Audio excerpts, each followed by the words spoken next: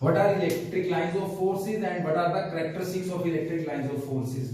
Look, when we talk about charge, like positive and positive, positive and negative, negative and positive, or negative and negative. So we will discuss about the concept of force. Between these two cases, we will talk about force of repulsive nature, and for these two cases we will talk about force with attractive nature.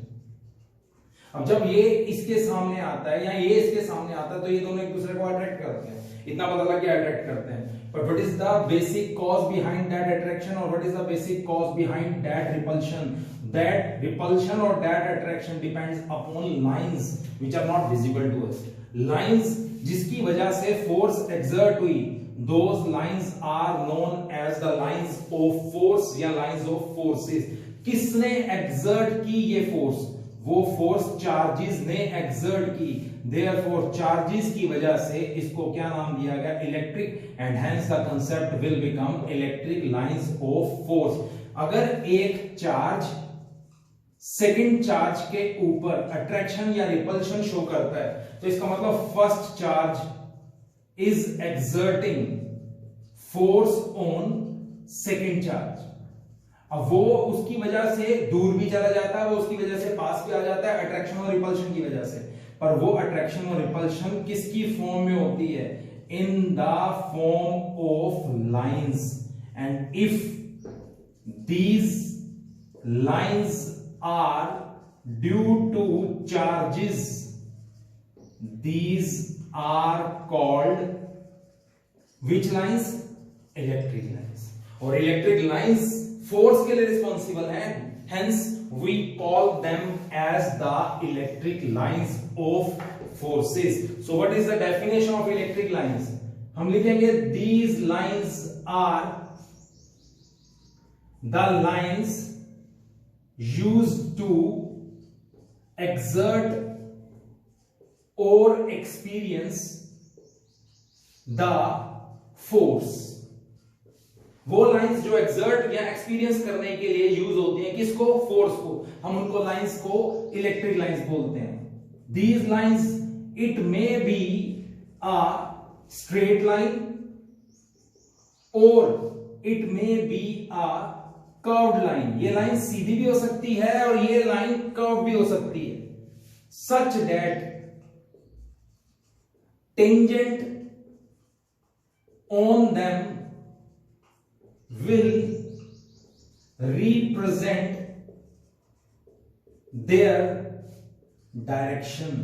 अब वो line तो clear हो गया कि वो force लगाने या force को एक्सपीरियंस करने के लिए यूज होती है, पर रियलिटी में अगर ये चेक करना पड़ जाए कि सपोज करो ये फर्स्ट चार्ज है, ये सेकंड चार्ज है, किसने किस पे फोर्स लगाई, उसको चेक करने के लिए इस पे एक टेंजेंट मींस टू से एक एरो अप्लाई हो जाएगा और वही टेंजेंट उसकी डायरेक्शन रिप्रेजेंट करेगा. Like we are applying arrow like this. तो इसका मतलब क्लियर है, this charge is exerting force on this charge, like first on second. अगर आप ऑपोजिट लगाते हो तो वो क्लियर कर देगा कि second is exerting force on first. तो इसलिए लिखते हैं these lines are the lines used to exert or experience the force. Force लगाने के काम आती है, ऐसी लाइंस को इलेक्ट्रिक लाइंस बोलते हैं. कैसे नेचर की ये लाइंस होती है? ये स्ट्रेट लाइन भी हो सकती है, ये कर्व लाइन भी हो सकती है, और अगर उनके ऊपर एरोस लगा दिए जाएं, मतलब टेंजेंट लगा दिए जाएं, तो वो उनकी डायरेक्शन को रिप्रेजेंट करते हैं. For example in our mathematics हमारे पास जो सर्कल होता है हम उस पे ऐसे अप्लाई करते हैं तो बोलते हैं ना tangent to the circle will represent the direction.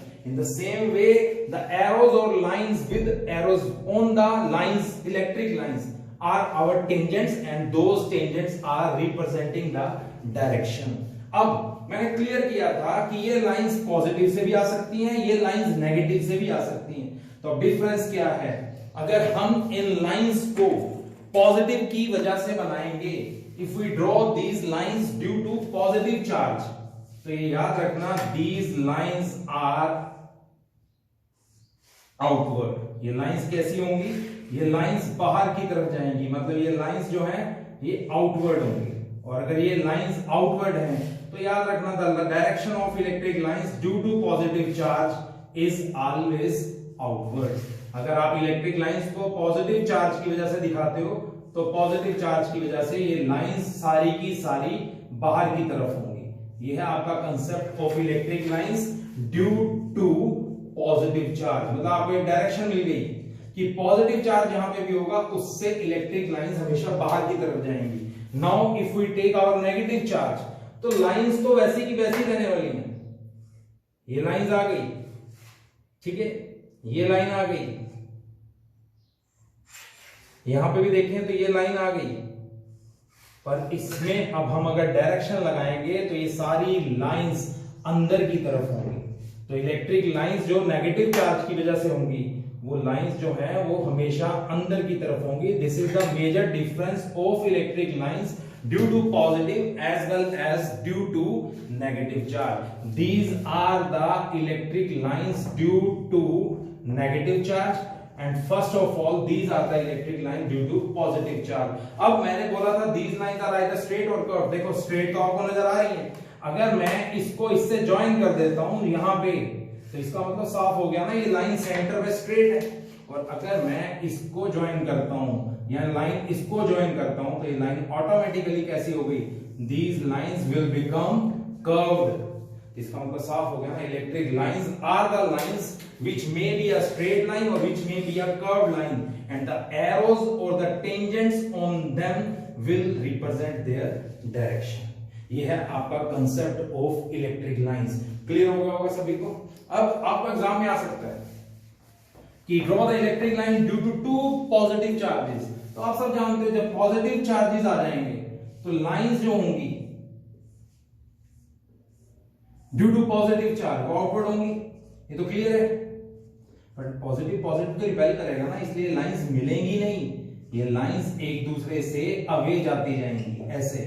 अगर इसी तरह आपको बोले draw the electric lines due to two equal negative charges, तो लाइंस आर इनवर्ड, ये तो क्लियर है। ड्यू टू नेगेटिव चार्ज जो लाइन होगी वो अंदर की तरफ होगी, पर आपका फिर से वही पार्ट, ये लाइंस जो हैं, ये जो भी लाइंस हैं ये अंदर की तरफ तो आएंगी, but they will remain away from each other. ये है आपका कंसेप्ट। अब एक सबसे बड़ी बात याद रखना, if the charges are equal in magnitudes, Q1 equal to Q2, here also Q1 equal to Q2, तो आपको एक पॉइंट पूछा जाएगा, neutral point where no electric field exist, उसको न्यूट्रल पॉइंट बोलते हैं। तो जो न्यूट्रल पॉइंट होगा due to equal point charges, neutral point is at the centre, जब आपके दोनों चार्जेस इक्वल होंगे। Same here the neutral point is at the centre.